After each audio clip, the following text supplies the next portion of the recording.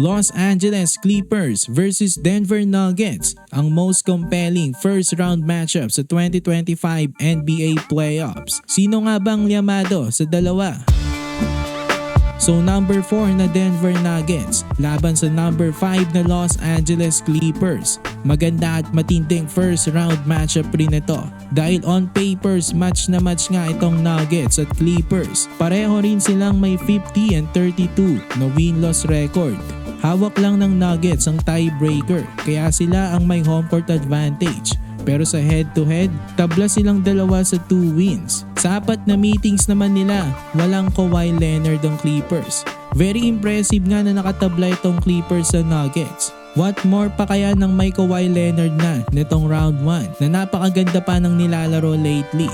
Sa second half nga ng season, mas maganda ang record ng Clippers sa Nuggets. Isa sila sa mga hottest teams after ng All-Star break. Natapos nga nilang regular season ng may 8-game win streak. Habang itong Nuggets ay medyo naging inconsistent bago matapos ang regular season. Natalo nga sila ng 4 na sunod at nagpalit pa ng head coach. Kaya heading in sa playoffs, mas may momentum itong Clippers. Pero still napakadelikado pa rin naman ng Nuggets. Nasa kanila ang best player in the world na si Nikola Jokic. Top 3 nga ngayon sa MVP ladder. Tapos nagbalik na nga ang second best player niya na si Jamal Murray. Hindi may di-deny na ibang klase rin ang duo nila sa playoffs. Ang Clippers may dalawang superstars rin na bumabalik sa kanilang prime. Itong si Harden lately parang nagbabalik sa Houston Harden. Tas yung Kawhi Leonard na nakikita natin ngayon ay parang ina sa Raptors na Kawhi. Kapag naging healthy nga silang dalawa this playoffs at ganyan pa rin kaganda ang kanilang ipinapakitang performance, posibleng malayo ang marating nitong Clippers. Pero bukod nga sa mga stars nitong Nuggets at Clippers,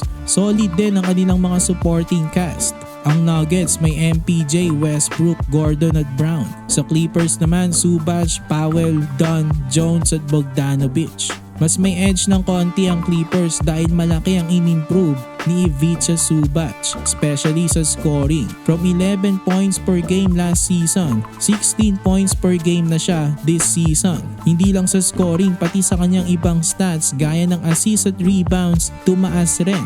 Napaka-importante nga ni Big Su para dito sa Clippers. Kung gusto nila manalo sa Nuggets, ang magiging depensa niya kay Jokic ay sobrang crucial. Yes, mas better overall si Jokic. Pero kung ma-maintain ni Big Su ang kanyang magandang performance this series, mapapahirapan niya si Jokic. Dahil pagtatrabahuin niya ito sa opensa at sa depensa rin, kakabantay sa kanya. Bukod pa kay Big Su, isa pang malaking in-improve ay itong si Norman Powell. From 14 points last season to 21 points per game this season. Sa tingin ko nga siya ang magiging X-factor para sa Clippers. Kapag ganyan kaganda ang kanyang contribution, malaki ang tsansa ng Clippers na manalo sa Nuggets. Sa Nuggets, ang X-factor naman nila ay si Russell Westbrook. Kailangan nga nila ng isang vintage performance from Russ this series. Kahit hindi kagaya ng OKC days niya, basta need lang nila ng solid contribution mula sa kanya off the bench.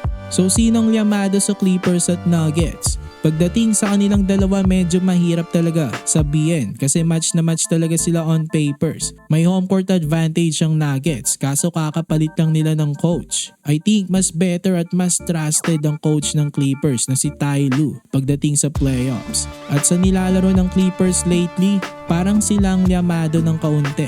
Pero para sa inyo mga kabakets, sinong tingin niyong papasok sa second round? Ang Nuggets o ang Clippers? I-comment nyo na yan sa ibaba at pag-usapan natin. For more NBA content, i-like nyo na ang ating video at mag-subscribe na rin sa JB Buckets.